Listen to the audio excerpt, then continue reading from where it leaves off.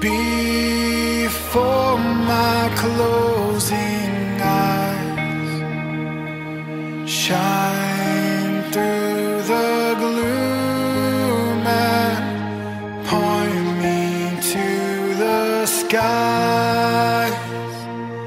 As morning breaks and earth's faint shadows flee, in a life in death, the Lord abide with me.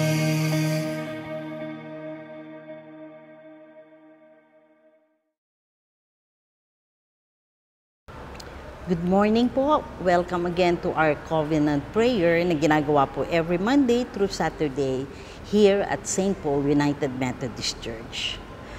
Bago po natin panimulan ang ating araw, samahan niyo ako sa maiksing panalangin. Diyos na makapangyarihan sa lahat, muli lumalapit kami sa iyong harapan, Panginoon, na punong-puno ng pasasalamat, Panginoon. Sa buong magdamag na kami ay iyong sinamahan sa aming pagtulog at biniyayaan, Panginoon, ng panibagong lakas at buhay, Panginoon, na punong-puno ng pag-asa. Sa mga oras na ito, Panginoon, hinihiling namin ang iyong presensya, ang banal na Espiritu, Panginoon, na siyang pumagitna sa aming pag-uusap at pagbabasa, Panginoon, ng iyong banal na mga salita. Lord, samahan mo kami nang aming maintindihan, Panginoon, ang mensaheng gusto mong iparating sa bawat isa sa amin. Ang lahat ng ito'y dinadalangin namin sa matamis na pangalan ni Jesus. Amen. Ang ating pong aralin ngayong umaga sa ating devotion ay matatagpuan po sa aklat sa Lumang Tipan, Joshua chapter 24, verse 1 to 3, and it will jump to 14 and 15. But I want to read 4 verses from from this chapter. Verse 1, Then Joshua assembled all the tribes of Israel at Shechem. He summoned the elders and leaders, judges, and officials of Israel, and they presented themselves before God. Verse 2, Joshua said to all the people, This is what the Lord, the God of Israel, says. Long ago, your forefathers, including Terah, the father of Abraham, and Nahor, lived beyond the river and worship other gods. Verse 14, Now, fear the Lord and serve Him with all faithfulness. Throw away the gods your forefather worshipped beyond the river and in Egypt, and serve the Lord. Then verse 14, But if serving the Lord seems undesirable to you, then choose for yourself this day whom you will serve, whether the gods your forefathers served beyond the river, or the gods of the Amorites, in whose land you are living. But as for me and my household, we will serve the Lord. Alam niyo po, itong verse po na gagawin kong ating striking verse po ay yung verse 15. Dahil po doon sa salitang, But as for me and my household, we will serve the Lord. Ito po ang aking wish, dream, and prayer, that each family will walk through the door of this verse. Panghahawakan natin tong verse na to.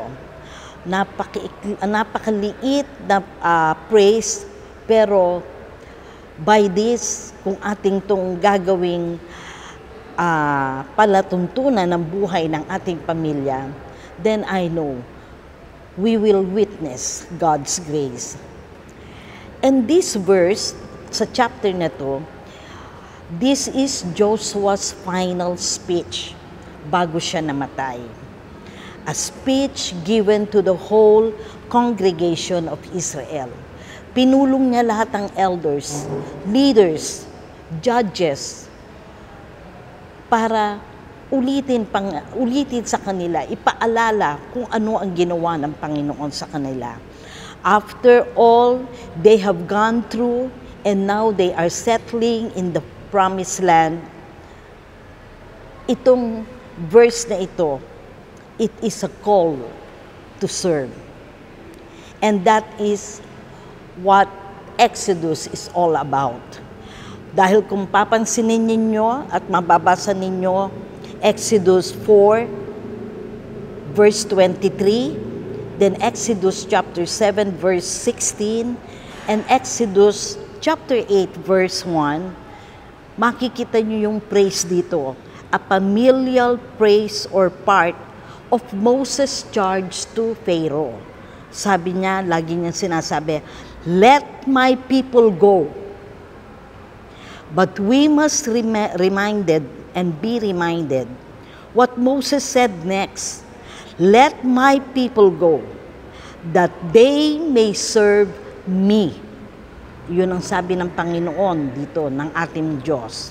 Kaya dito Joshua is reminding them, the Israelite, that they are standing in front of Him, na andyan sila sa kapulungan na yan, dahil sa kapangyarihan, pagpapala, at kahabagan ng Diyos. Kaya they were in that momentous place, the promised land. And then, Moses here, hindi niya dinidemand. Sabi niya dito, he is asking them to choose. Sabi niya, this day, whom you will serve. At sabi nga doon sa verse 15, sabi niya, hindi dito nagdidemand. Ang sabi dito, if serving the Lord seems undesirable to you, then choose for yourself this day whom you will serve, whether the God of your forefathers, whom they serve beyond the river, or the gods of the Amorites, in whose land you are now residing. Pero ang sabi dito ni Joshua para sa kanyang sarili, but as for me, my household will serve the Lord. Alam nyo, napakaganda ng paraphrase na ito, yung praise na ito. At ito naman ang nangyayari sa atin. Whom you will serve. Ikaw, na pinagpala ng Diyos. At ako, tayong lahat na naandito na ngayon. Marami na tayong mga pinagdaan ng mga trahedya, problema, at andito pa rin tayo, nakatayo. Ang tanong sa atin, nabiyayaan tayo ng Panginoon. Pinakita niya ang kanyang kapangyarihan sa atin at ang pagpapala. Ang tanong dito, whom you will serve. Alam niyo, sa kultura natin, it demands choice. We all make choices. And often, at kadalasan, yung right choice, iyon yung mahirap. It is hard and difficult one.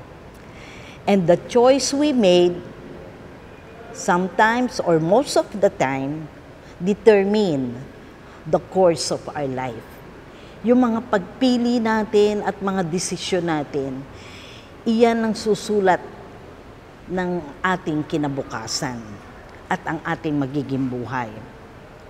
In our corrupt and disturbed world, alam ko God is continuously reminding us, sending us messages sa pangyayari sa ating kapaligiran at sa ating buhay. Pero kadalasan, we take it for granted. Pinagwawalang bahala natin. We don't care what God values. Pero lagi nating sinasabi, we love God. We love God. Pero patuloy natin siyang pinaiiyak o nalulungkot siya sa ating mga ginagawa at yung mga pinag-uutos niya at yung kanyang kagustuhan na mangyari sa ating buhay ay ating nilalabag. Minsan ko na nabanggit sa inyo, and it has been said, that a choice repeated becomes a habit. And this habit will develop our character, and that will determine our destiny. Joshua's choice led to a destiny of faithful leadership and a family of faith. I hope maging gaya tayo ni Moses. I hope maging gaya tayo ni Joshua. Ang pamilya niya, pinili niya na maglingkod sa ating Panginoon. Joshua brought the people into the land of God's presence. And in our time, sa ating New Testament, sa ating New Covenant, Jesus is our new Joshua, a much better Savior who bring better salvation. And it is by God's grace and through our faith. A new covenant. He, Jesus, will give us a new heart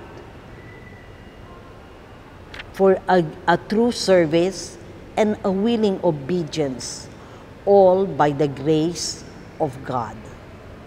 To God be the glory. Tayo po'y manalangin. Diyos namin makapangyarihan sa lahat, salamat po, Panginoon, sa iyong mga salita, sa mensahe ng buhay na pinarating mo sa amin ngayon, Panginoon. Umaga. Na patuloy, Panginoon, na magsusustain sa amin. Patuloy, Panginoon, na mag-i-encourage. Patuloy, Panginoon, na magpapalakas sa amin at magtuturo sa amin, Panginoon. Lalong-lalo na sa panahon ng kahirapan, sa panahon ng pagsubok, O Lord. Ito, Panginoon, ang iyong mga salita, ang iyong mga paalala, Panginoon. Nawa, Panginoon, manatili ito sa aming puso at sa aming diwa, Panginoon. Lord, give us wisdom para ma-discern namin, Panginoon, yung right choice. At palakasin mo kami dahil sa iyong presensya at ng banal na Espiritu, Panginoon, na mapaglabanan namin ang mga problemang ito at maituro sa amin, Panginoon, ang tamang landas na naka-align, Panginoon, sa iyong presensya, Panginoon. Lord, patawarin mo kami kung sa tuwi-tuwi na, Panginoon, kami ay nagkukulang sa iyo. Kaya naman, huwag mo kaming pababayaan. Huwag mo kaming bibitawan, O Lord. Ito ang aming kahilingan sa matamis na pangalan ni Jesus. Amen.